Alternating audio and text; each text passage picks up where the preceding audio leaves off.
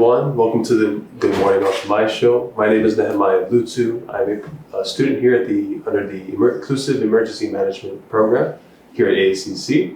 And I'm joined here by Chief of Medical Emergency Services, Joseph Aita. Joseph? Good morning. Good morning, American Samoa. Mm-hmm. How are you this morning? Good. Thank you for having me. Well, it's a pleasure to have you.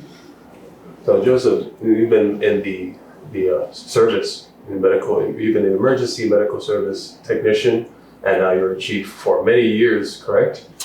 A technician for many years and a chief just recently. Right. It's been about a year since I became chief. So No, I mean, it's still though. And throughout all the years, can you give us a rundown of what your roles and responsibilities, not just as chief, but even prior to prior to taking over as chief, our former chief served for many years prior to myself, and first and foremost, I always think of myself as a paramedic, and in the field, those are our technicians basically. So at the advanced life support level, it's the paramedic. So I've been doing that since about 2000 when I graduated from the UH Kapiolani Community College program. It was one of the first Samoans to go through locally, trained Samoans to go through that program. And that was an eye-opener for me back then. Yeah, so basically I've been serving as a paramedic out in the field, out on the front lines. People really haven't seen me in the administrative role, but taking over and trying to continue on some of the things that our former chief had started. It's been a challenge to myself. Yeah. Later on, I actually went back to do my undergrad for healthcare management. And I think that's what kind of set the tone for me to be where I'm at today. Yeah, absolutely. It's the undergrad degree in healthcare management. I tried to do something that a lot of Samoans. I don't know very many Samoans with a healthcare management degree, but especially in our field, nursing. Of course, there's a bunch of management degrees in nursing, but as far as for EMS, I tried to do something that was different and benefit me later on in my career as I'm trying to advance. Yeah.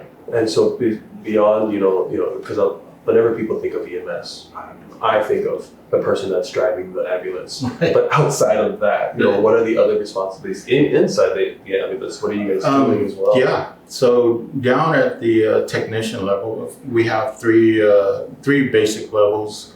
Actually, four if you count the medical responders, which is where you just learn basic first aid and CPR, and you're out there assisting the EMTs. Right. And EMT is the second level, and then you have an advanced practitioner, and then from there you go into your paramedic level. And so each of those phases have a different set of certifications and things that you can and cannot do as far as practicing medicine out in the field.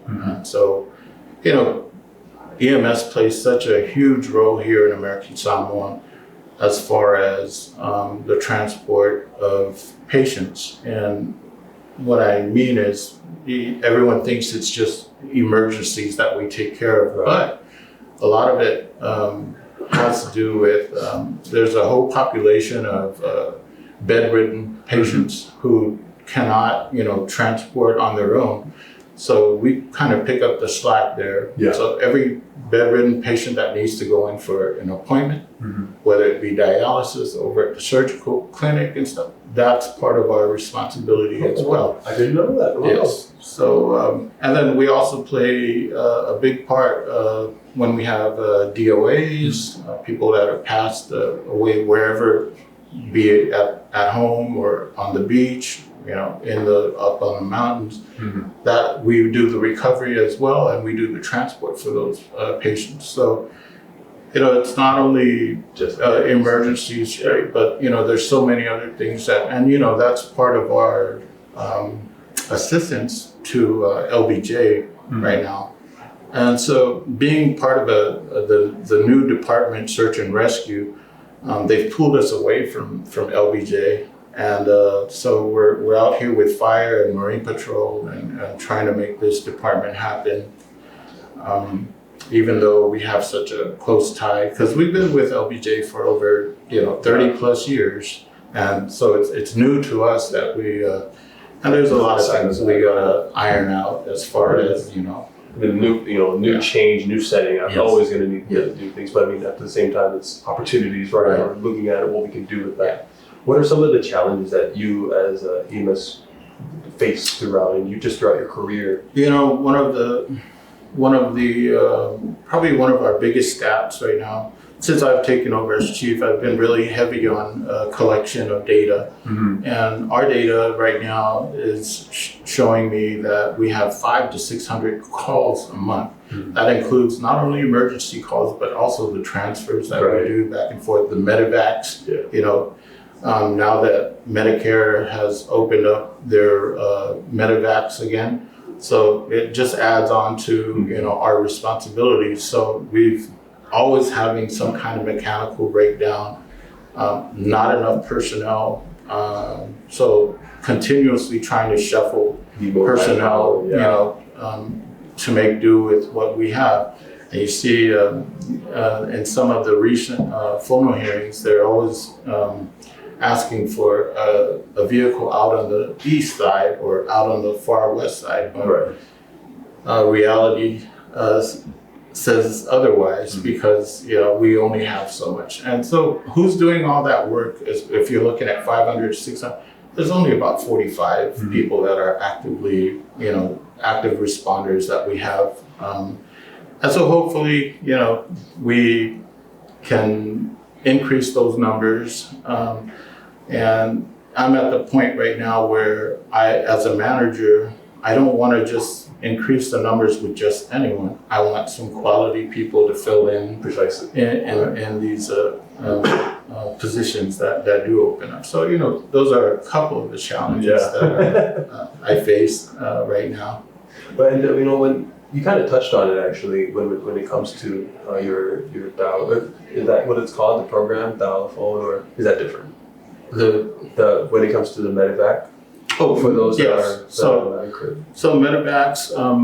If you have somebody who is being medevaced, and usually they're at one of the wards in the hospital, so it could be a private medevac, meaning that their insurance covers the private medevac, or it could be through our Medicaid state Medicaid system, where the tab is being picked up by them, and so, but. Of course, they still need to be transported to and from the. So sometimes we have incoming medevacs, where we're taking bedridden patients back to the LBJ or back to their families. And that's anybody, right? That's not only just bedridden people, but that's also persons with disabilities. Right. And is the procedure different for those as well?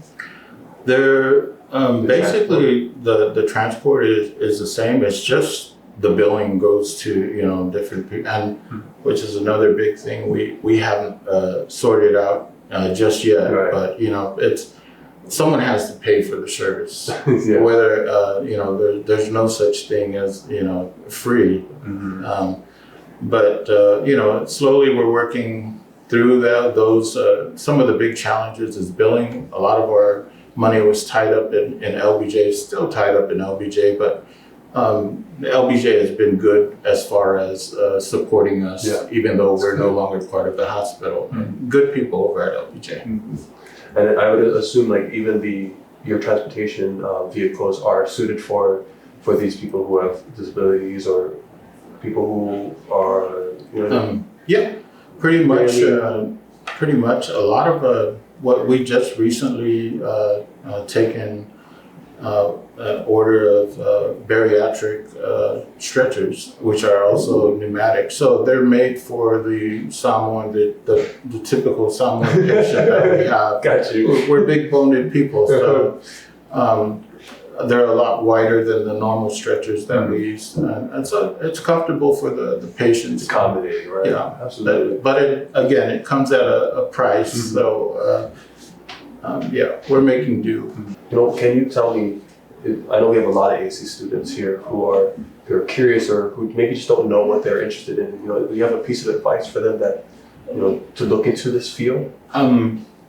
As far as any of the allied health classes that are being offered, of course you should have a strong science background. Yeah. Anatomy and physiology. A lot of the pre-nursing courses are totally appropriate for the EMT. As a matter of fact, we teach the EMT course nationwide. It's done in a 110 to 120 hour course just for the EMT basic.